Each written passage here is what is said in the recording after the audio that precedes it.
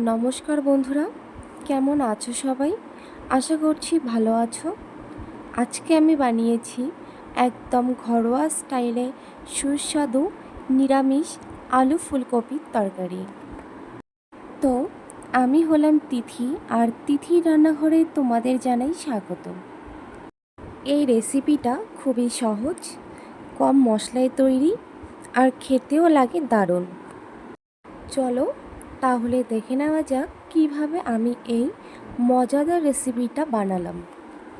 এই রেসিপিটা বানাতে আমার যা যা লেগেছে সেগুলি হলো: একটা ফুলকপি, দুটা আলু, 5-6টা কাঁচা লঙ্কা, একটা টমেটো, হলুদ গুঁড়ো, লাল লঙ্কা গুঁড়ো, জিরে গুঁড়ো, আদা বাটা, নুন, আর একটু সর্ষের তেল।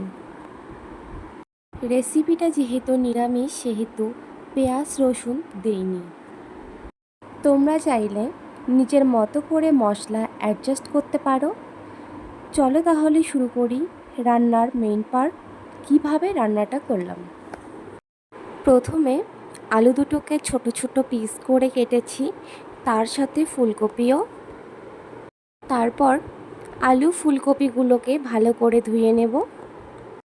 এবার আলুগুলোকে একটু সেদ্ধ করে নেওয়ার পর ফুলকপির টুকরোগুলো আধা সেদ্ধ করে নেব। আলু আর ফুলকপিগুলো আধা সিদ্ধ হয়ে যাওয়ার পর সেগুলোকে আলাদা পাত্রে নামিয়ে নেব। তারপর আলু আর ফুলকপির টুকরোগুলো আলাদা আলাদা করে ভেজে নেব। সেখানে একটু নুন আর হলুদ দিয়ে দেব। যখন আলু আর ফুলকপিগুলো ভাজা হয়ে যাবে তখন সেগুলোকে আলাদা পাত্রে নামিয়ে নেব।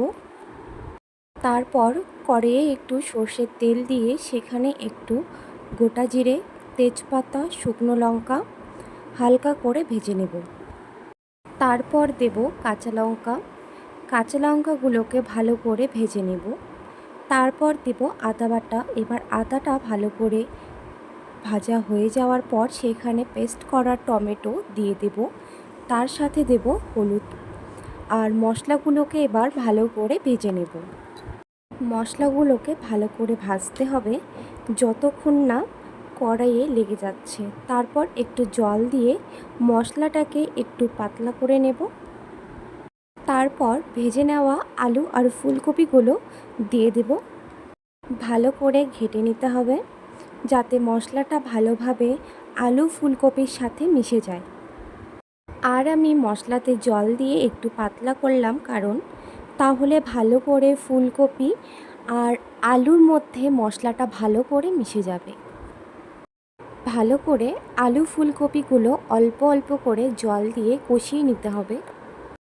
আর আমি যেহেতু আগেই ফুলকপি আলুগুলোকে আধা সেদ্ধ করে নিয়েছি, তো এখন আর পুরো সেদ্ধ করতে হবে না, অর্ধেক সেদ্ধ করলেই হয়ে যাবে।